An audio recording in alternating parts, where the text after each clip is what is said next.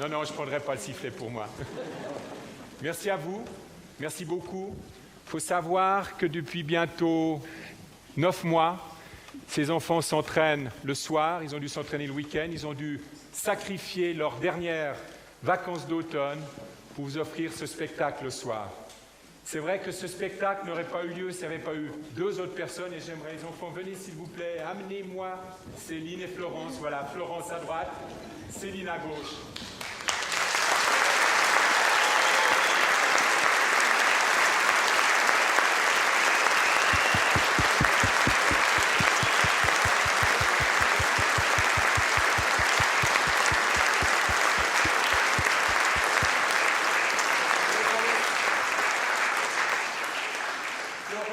L'atelier du Loft à Vevey. Elle a fait un énorme travail avec Céline pour la chorégraphie. Même la musique, à un moment donné, a été créée. Et il mérite, encore une fois, nos applaudissements pour tous les enfants. Bravo.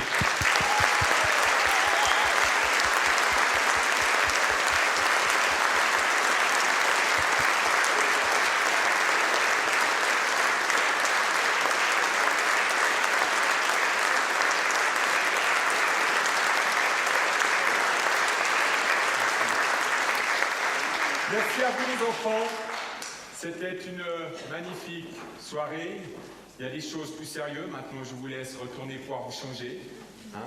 Profitez bien. Eh bien écoutez mesdames et messieurs, c'était notre manière à nous de fêter ces 20 ans, de partager avec vous quelques moments. C'est une manière, certains messages, vous nous connaissez, on se bat sur différentes choses. Alors on a un bon repas pour se sustenter. Et j'espère que...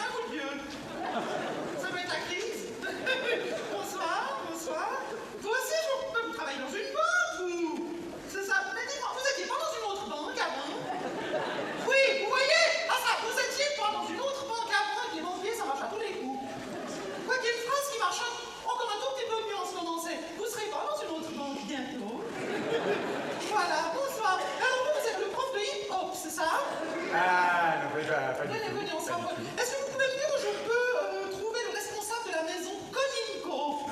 C'est moi? Non, non, je veux dire le responsable, le patron, pas le petit personnel.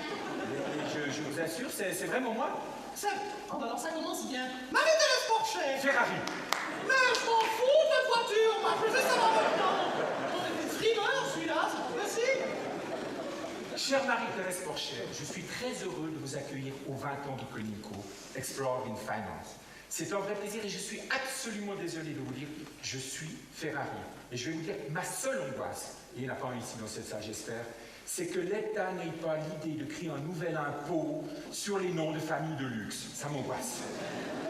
Mais il est dopé, c'est pas possible. C'est pas Coninco, c'est Contador. Mais ça fait 20 ans que vous faites confiance à ce bonhomme. Bah, décidément, la finance, c'est un autre monde. Attendez, chez nous, on a une approche résolument différente de ce que font les autres. D'abord, le client est considéré en tant que tel. C'est une personne individuelle. On ne va pas le noyer dans un paquet, dans un maelstrom et autres de gestion. On le respecte. Et au suite de cela, naturellement, vous voyez, on l'a mis. On le respecte, on prend son profit d'investisseur, on a même une approche d'investissement socialement responsable parce que nous sommes des gens responsables et je peux vous dire, avec un bêta, un alpha et un XS ratio positif, d'accord, et en plus de ça, on réussit à faire un yield return relatif croissant, voilà notre manière de faire. J'ai rien compris. Sauf le bêta. Ce qui prouve, j'ai rien compris, ce qui prouve que c'est bien lui le patron. Et c'est à vous que j'ai décidé de confier toutes mes économies parce que j'ai entendu dire que grâce à vous, je peux faire fortune, c'est vrai? Alors, faire fortune, non, on va s'occuper de votre capital, on va le préserver, on va le faire croître. Ah, très bien. Non, parce que j'ai acheté le magazine Bidon avec le classement des 300 plus grosses de Suisse. Ah, mais je ne vous ai pas trouvé dedans. Parce que moi, mon rêve, évidemment, c'est de faire partie des 300 plus grosses.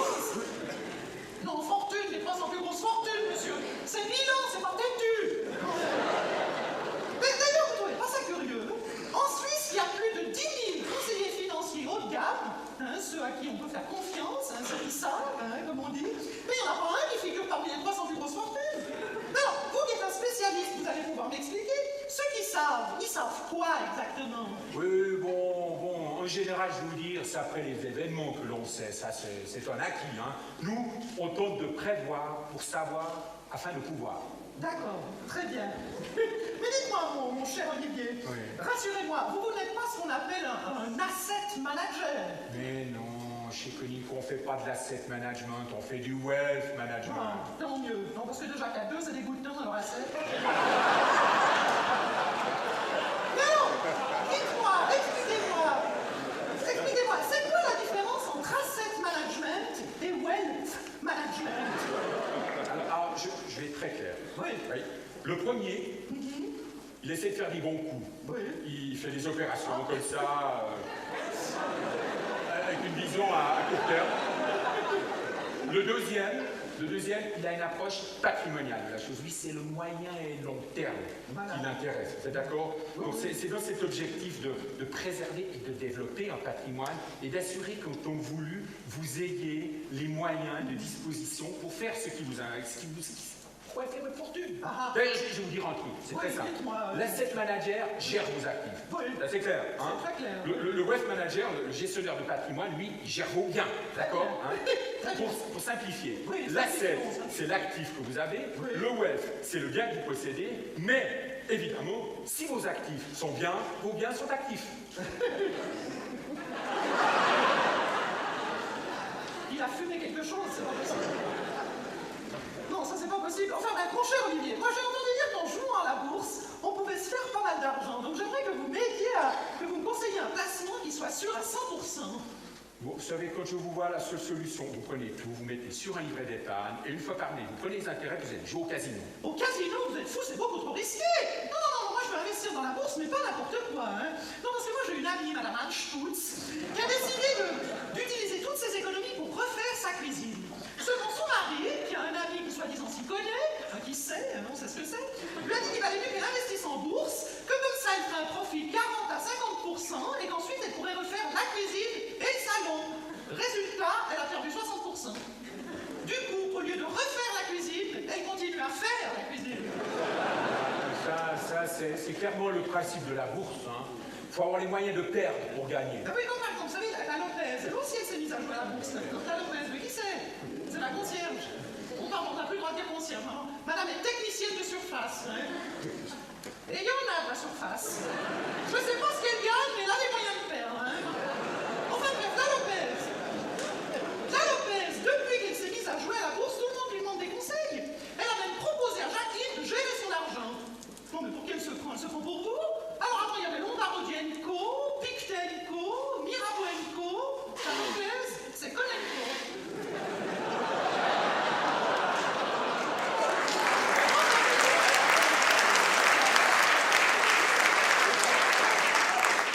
Enfin bref, il n'y a pas raison que la Lopez soit la seule à en profiter. Je me suis dit, moi aussi, je vais me faire des couilles en or. Enfin, c'est une image. Enfin, correcteur.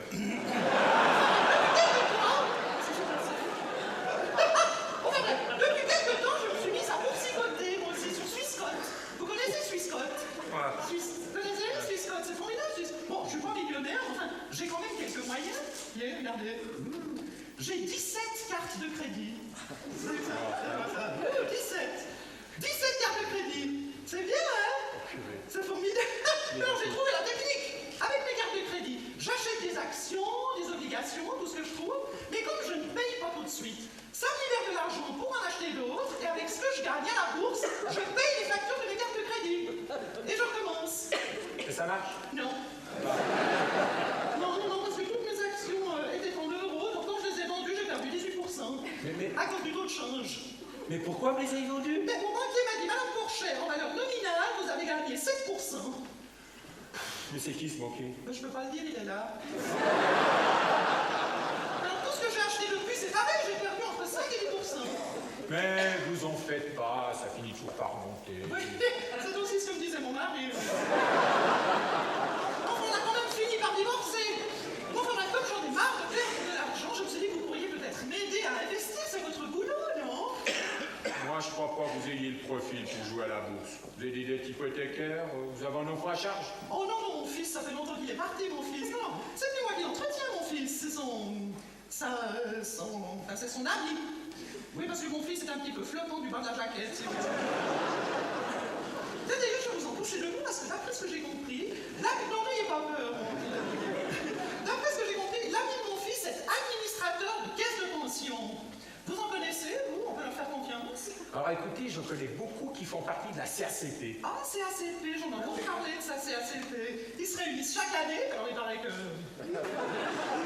vous souvenez de l'année où vous avez vidé tous les fûts de bière du bar? Soi-disant parce qu'il y avait un trou dans le fût. En même temps, tout vider sans que ça se voit, c'est le principe des caisses de pension. Non, Marie-Thérèse, croyez-moi, une chose est sûre, hein. Les CP qui font partie de la CACP, ce sont de bonnes CP. Mais dites-moi, CP, ça veut dire quoi, CP? La carte est pleine? Non, captation de pognon. Captation de pognon? Voilà. Alors donc, c'est un bon parti pour mon fils? Mais bien sûr, puis en plus, il pourra vous conseiller sur le deuxième pilier. Ah, mais c'est marrant que vous disiez ça. C'est comme ça qu'il l'appelle aussi, c'est son surnom. Il parle toujours de son deuxième pilier.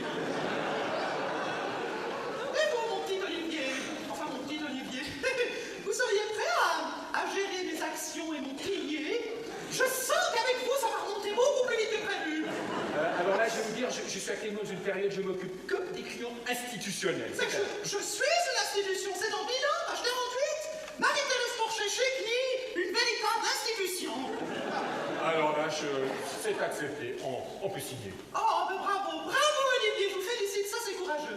Voilà, pour terminer, on va faire une toute petite expérience, venez vers moi. Pour fêter dignement ce 20e anniversaire, voilà, vous prenez simplement ce catalogue comme ça, voilà, vous le tenez devant vous, et vous répondez à la question.